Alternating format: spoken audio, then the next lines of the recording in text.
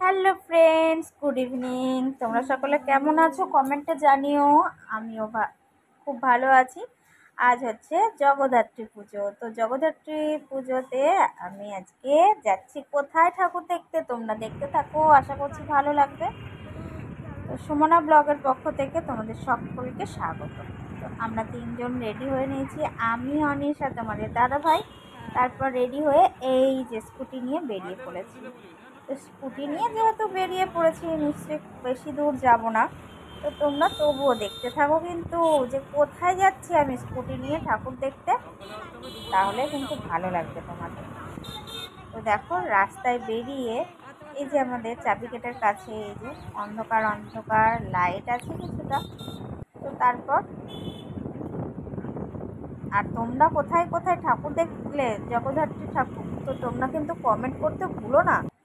আমারও ভালো লাগবে যে তোমরা আমাদের সাথে সাথে তোমরাও ঠাকুর দেখেছো, তাই না বলো? তো আমরা কিন্তু এই দেখো চলেও এসেছি যেখানে ঠাকুর দেখতে এসেছি। আমরা এসেছি এই যে পাশেই নাচটা বলে জায়গা আছে, সেখানেই কিন্তু আমরা গেছি ঠাকুর দেখতে, সেখানে রানাঘাটে। তো দেখো এখানে কিন্তু মেলা বসেছে। তো তোমাদের দাদাভাই এখানে স্কুটিটা রেখে দিই, তারপরে আমরা মেলায় ঘুরি না কি করি তোমরা দেখো। তো ওখানে যেমন মেলা হচ্ছে, মেলাটা কিন্তু ওইখানে, আর ঠাকুর আছে এই দিকে। এই দেখো লাইট দেওয়া আছে।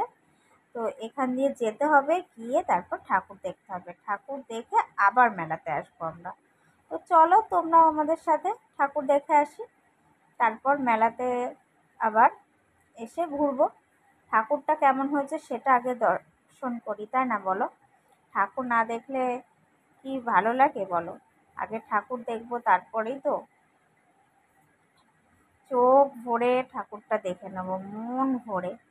তো চলো আমরা চলেও এসেছি ঠাকুরের কাছে প্রতিমা দর্শনে। আমরা দেখো এত সুন্দর করেছে প্রতিমা, তো চোখটা ভরে গেল, মনটা ভরে গেল প্রতিমা দর্শন করতে গিয়ে। দেখো মুখটা এত সুন্দর জল জল করছে, আমার তো খুবই ভালো লাগলো।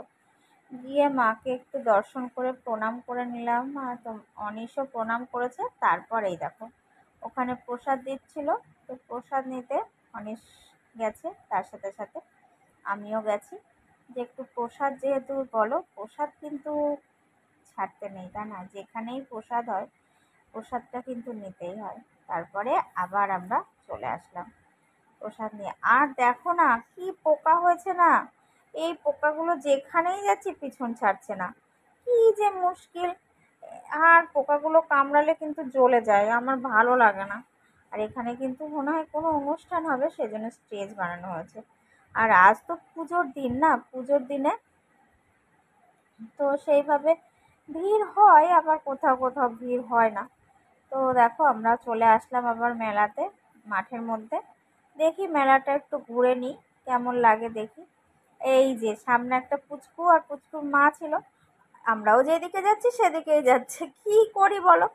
তারপরে কোনো মতে তো পার হলাম আমরা, কি আর করা যাবে, তাই না? তো মেলাটা দেখো খুব সেইভাবে বড় না মেলাটা, তবুও ঠিক আছে। জগদ্ধাত্রী পুজো তো সেইভাবে আমাদের এখানে হয় না, তো মেলাটা ঠিকই আছে।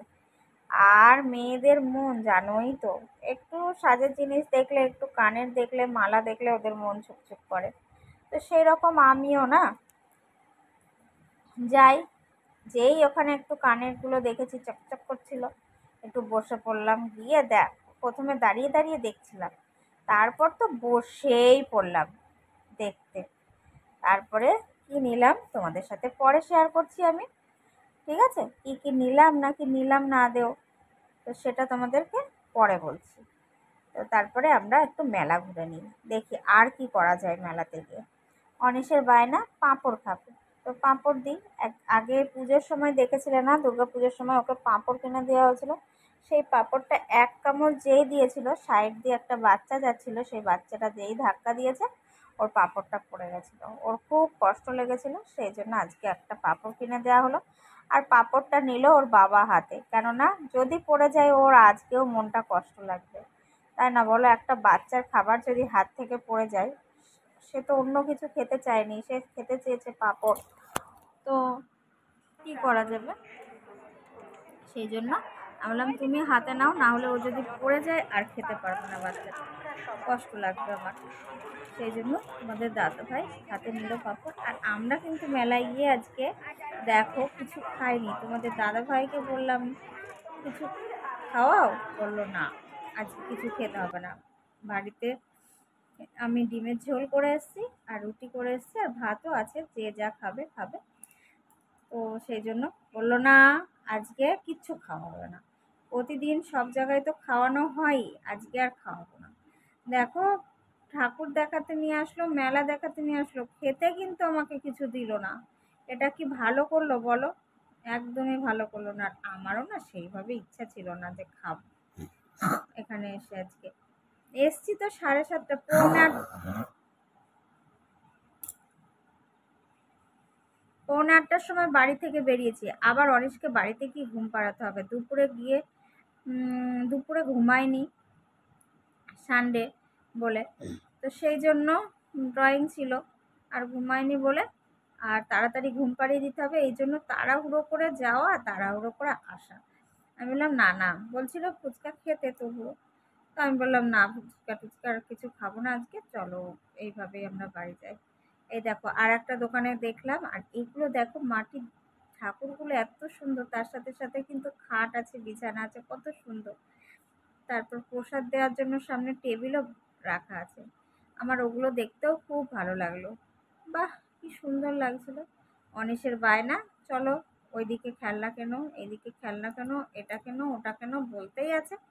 তো আমি যেখানেই যাচ্ছি বলছি কি এটা নিবি, না আমি ওটা নেব, না আমি এটা না ওইটা নেব। ওর বায়না আর শেষ হচ্ছে না। তো কি কেনা যায় কি কেনা যায়, না ওর বায়না না আমার ব্লকার্স কিনে দাও। ওর বাড়িতে কিন্তু ব্লকার্সগুলো রয়েছে, তাহলে ব্লকার্সগুলো কি করবে বলো তো, অনেকগুলো ব্লকার্স রয়েছে, না ব্লকার্স কিনে দাও, না হবে না, এগুলো কিছুতেই নেবে না। আমি বললাম কি এই যে কত সুন্দর সুন্দর টেডিগুলো রয়েছে নে, একটা কচ্ছপ ছিল কি সুন্দর, সেটাও নেবে না, কিছুতেই নেবে না। ওই দেখো নিয়ে দেখে রেখে দিচ্ছে, কি আর করবো। শেষে বলে কি আমাকে মোবাইল কিনে দাও। আমি বললাম এই যে স্পিনারটা নেই তে, তার তো সুন্দর ঘুরছে, না স্পিনার নেবে না, ও মোবাইল নেবে। বলো উল্টো পাল্টা বায়না করলে কি দিতে ইচ্ছা করে? ও মোবাইল নিয়ে কি করবে বলো তো? বাচ্চাদের মোবাইল ছোট্ট যখন ছিল তোকে ওকে তখন মোবাইল কিনে দেওয়া হয়েছিল, এখন আবার মোবাইলও নেবে। আমার ভালো লাগলো না মোবাইলটা আমার ভালো লাগলো না। তারপরে আসলাম এই দেখো একটা তীর ধনুক, এটা আমি কিন্তু অনেক দিন পরে দেখলাম এই জিনিসটা, আমার খুব ভালো লাগলো। অনিশকে বললাম এটা নিবি, তোমাদের দাদা ভাইয়েরও খুব ভালো লেগেছে যে অনেক দিন পর দেখা হলো এটার কথা, এটা। তো বললাম নিবি, বললো হ্যাঁ নেব। তখন ওর পছন্দ হলো এটা। তো ঠিক আছে, ওর যতক্ষণ ওটা ভালো লেগেছে আমারও ভালো লাগলো, যেহেতু নিয়ে নেওয়া হলো। তারপর তোমাদের দাদা ভাইয়ের বায়না যে আমি পান খাবো, বললাম ঠিক আছে তুমি পান খাও তাহলে। তোমাদের দাদা ভাই একটু মিষ্টি পানটা খেতে খুব ভালোবাসে, আমাকে বলেছিল পানটা খাওয়াতে, কিন্তু আমি আর খাওয়াইনি। ওই যে নিজেই পার্স থেকে পয়সা বের করে খেয়ে বললো কি তোমাকে যে আমি বললাম খাওয়াতে, তুমি খাওয়ালে না। আমি বললাম না না আমি ভিডিও করছিলাম না, আমি পয়সা বের করবো কি করে বলো তো, পয়সা বের করা যায় নাকি ভিডিও করতে করতে?